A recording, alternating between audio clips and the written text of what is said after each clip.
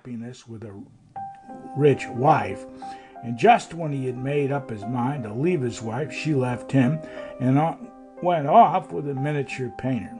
As he had been thinking for months about leaving his wife and had not done it because it would be too cruel to deprive her of himself, her departure was a very healthful shock.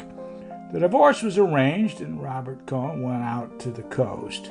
In California, he fell among literary people, and as he still had a little of the 50,000 left, in a short time he was backing a review of the arts.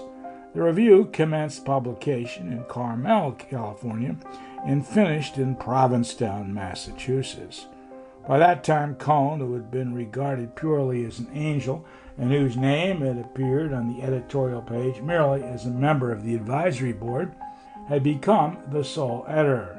It was his money, and he discovered he liked the authority of editing. He was sorry when the magazine became too expensive, and he had to give it up. By that time, though, he had other things to worry about. He had been taken in hand by a lady who hoped to rise with the magazine.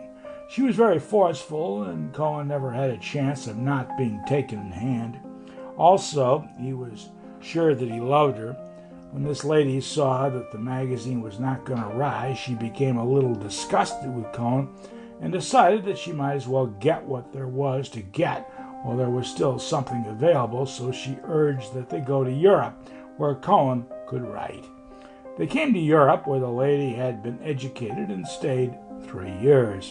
During these 3 years, the first spent in travel, the second 2 in Paris, Robert Cohn had 2 friends, Braddock's and me. Braddock's was his literary friend, I was his tennis friend. The lady who had him, her name was Frances, found towards the end of the second year that her looks were going, and her attitude towards Robert changed from one of careless possession and exploitation to the absolute determination that he should marry her. During this time, Robert's mother had settled an allowance on him of about $300 a month. During 2 years and a half, I do not believe that Robert Cohn looked at another woman. He was fairly happy, except that, like many people living in Europe, he would rather have been in America, and he had discovered writing. He wrote a novel, and it was not really such a bad novel as the critics later called it, although it was very poor as a novel. He read many books, played bridge, played tennis, and boxed at a local gym. I first became aware of his lady's attitude toward him one night after 3 of us had dined together. We had dined at l'Avion and afterwards went to the Café Versailles for coffee. We had several fins after the coffee, and I said I must be going. Cohn had been talking about the 2 of us going off somewhere on a weekend trip. He wanted to get out of town and get in a good walk.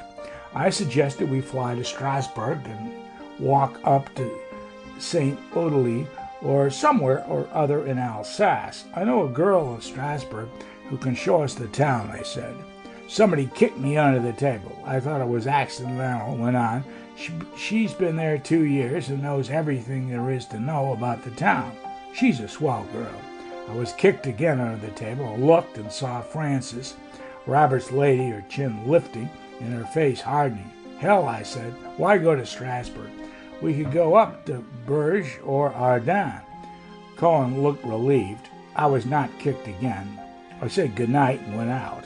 Cohn said he wanted to buy a paper and would walk to the corner with us. For God's sakes, he said, why did you say that about that girl in Strasbourg for? Didn't you see Frances? No, why should I? If I know an American girl that lives in Strasbourg, what the hell is it to do with Frances? It doesn't make any difference. Any girl. I couldn't go. That would be all. Don't be silly. You don't know Frances. Any girl at all. Didn't you see the way she looked?